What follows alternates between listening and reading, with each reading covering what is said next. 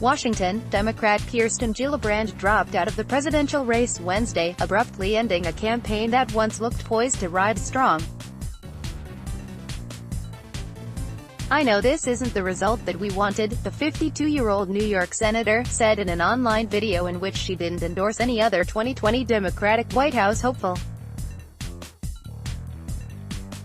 "But it's important to know when it's not your time."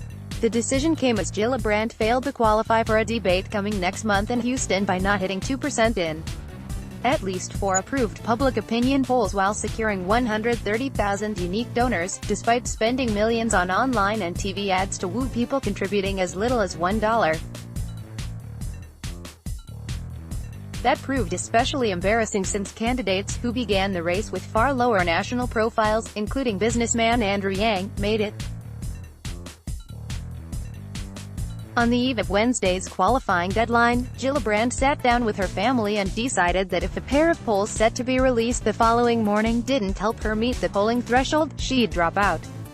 Both ultimately showed her at 0%. To get to the U.S.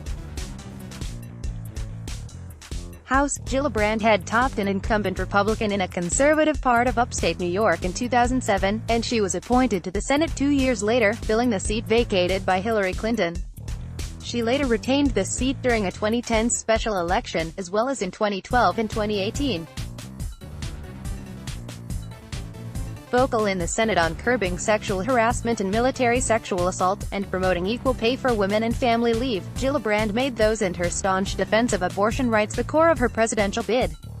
She stood out in the packed Democratic presidential field by becoming the first to declare she'd only appoint judges to the Supreme Court who consider the landmark 1973 Roe v. Wade decision legalizing abortion nationwide settled law, though most of her competitors quickly followed suit. Gillibrand also used her run to highlight systemic racism and white privilege, speaking on the subject frequently on issues such as mass incarceration, urban gun violence and maternal mortality rates for Black women. She initially hoped to stay in the race in a bid to qualify for October's debates, but her financial situation made that impossible. Gillibrand finishes with just $800,000 left in her campaign bank account. That means she spent well over $7 million just since June 30th. A campaign aide said Wednesday that getting media coverage that could help boost Gillibrand's polling and fundraising had become too difficult. Gillibrand met with staff at her campaign headquarters in Troy, New York, on Wednesday afternoon to tell them her race was over.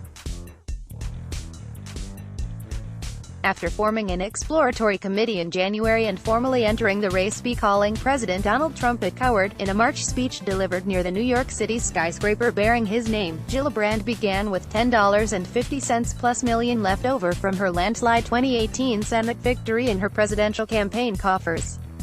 That seemed like more than enough for the long haul. But Gillibrand was the first Senate Democrat in December 2017 to call for Minnesota Sen. Al Franken's resignation amid numerous allegations of sexual misconduct, and she has said for months that alienated donors and some voters in neighboring Iowa, which kicks off presidential primary voting with its caucuses Feb. 3. Many of her Senate colleagues seeking the Democratic presidential nomination, including Elizabeth Warren of Massachusetts, Cory Booker of New Jersey, Kamala Harris of California and Bernie Sanders of Vermont, followed her lead in calling for Franken to step down before he quit in January 2018. But Gillibrand has faced the most questions about being too quick to condemn him. Gillibrand said in July that she didn't regret urging Franken's resignation but argued that female senators were being blamed more than male ones for a decision that Franken himself ultimately made.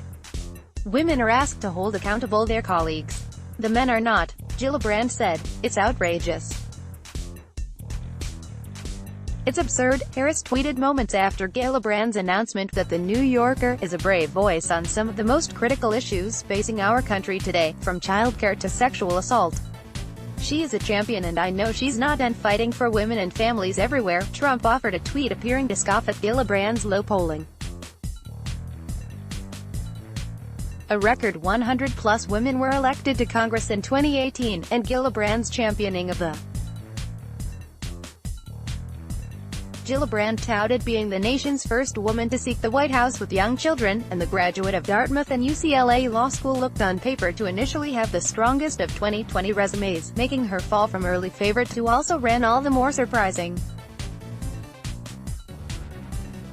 During a Fox News town hall in June, Gillibrand said, "We want women to have a seat at the table," and when moderator Chris Wallace responded, "What about men?" Gillibrand shot back with one of the most memorable lines of her campaign, "They're already there, do you not know?" As she continued to struggle for traction, though, questions about why Gillibrand was still running intensified. Asked in July if she hoped to be another candidate's choice for vice president, Gillibrand wouldn't rule it out. "I'm running for president of the United States because I believe that I am the best leader to take this country forward," she told the Associated Press during a bus tour in Michigan. "But I will always serve in all capacities because I am here to serve others." Campaigning Wednesday in South Carolina, former Vice President Joe Biden, the Democratic presidential field's current frontrunner, said of Gillibrand's expertise on multiple issues, "If I'm lucky enough to be the person who gets elected, I'm going to her for help." The crowded Democratic presidential field of more than 24 candidates had already begun to winnow before Gillibrand's announcement. U.S. Representative Eric Swalwell of California left the 2020 race in July, followed by former Colorado Governor John Hickenlooper, Washington Gov. Jay Inslee and U.S. Representative Seth Moulton of Massachusetts earlier this month. Associated Press writers Brian Sladisco and Julie Pace contributed to this report. Let's block ads. Why?